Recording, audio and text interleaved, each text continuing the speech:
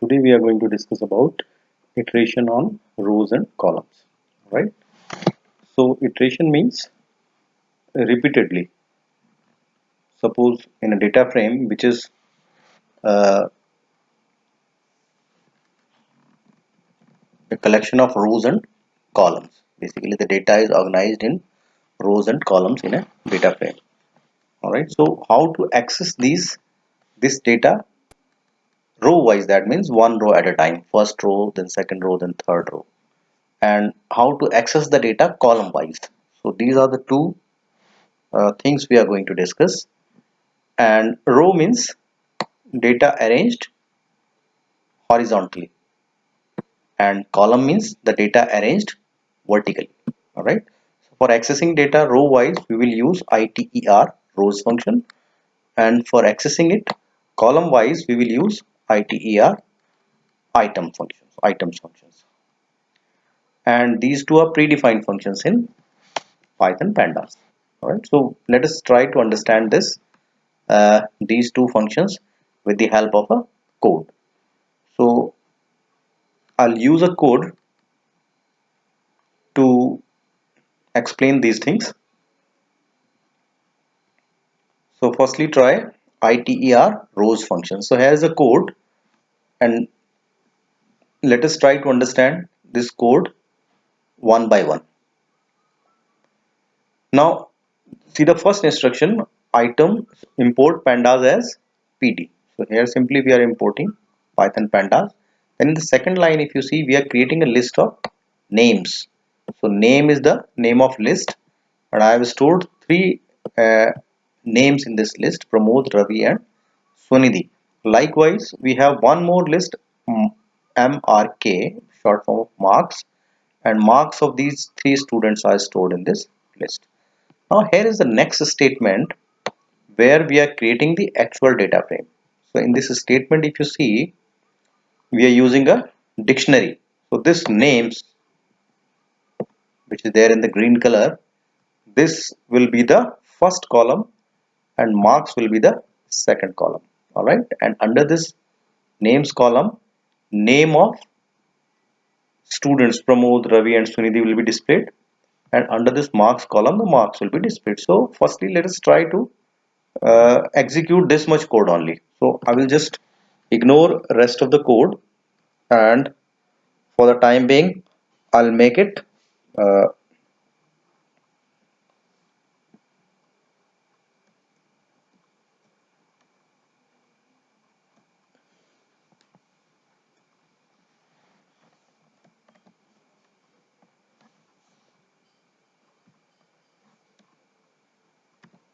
I'll just make it comment. All right, so this will not execute. Okay, so firstly execute this much code only and see how this data frame appears.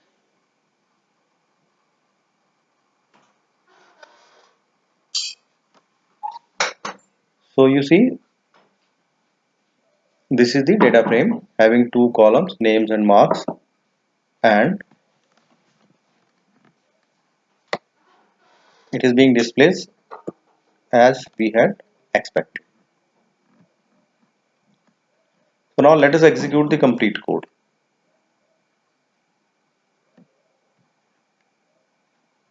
I'll remove these remarks, these comments, sorry.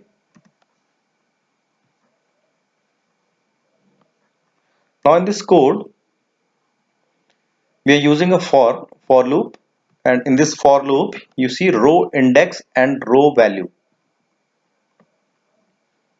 These two things are there.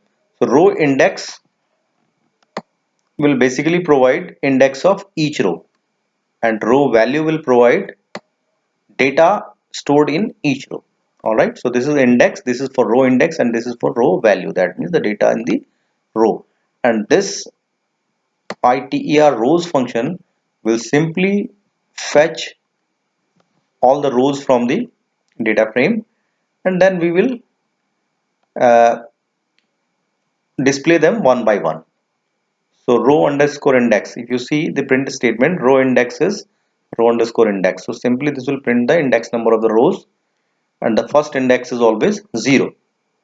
That means index number of first row, and then row value is the value of the first row will be printed, then value of the second row and third row and so on. Alright, so this is how it is going to work.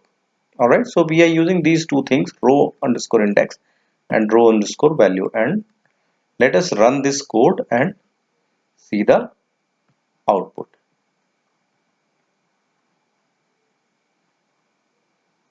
So here is the output. If you see on top, this is the actual data frame. This one is the actual data frame, complete data frame, and in this 3 rows are there, and this is the output of the loop. Row index is 0. 0 is the value of row underscore index, the index of first row, and then row value. This is the first row, data of the first row. Alright, so in the first row, if you see Pramod 80, name is Pramod and marks is 80. So here you see names is Pramod and marks is 80. Then row index is 1. This is the second row. Name is Ravi and marks is 65. And likewise third row. You see this one, row value is names is Sunidhi and marks is 90. So this is the third row. So you have seen how the data can be accessed row wise, that is one row at a time. Alright, so now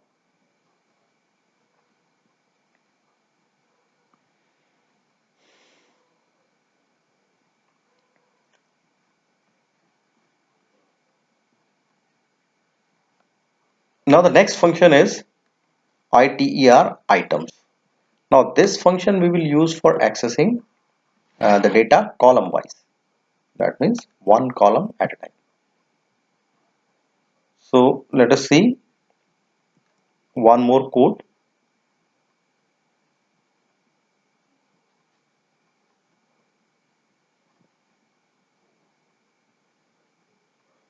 Now this is the in fact the same code, only with minor changes.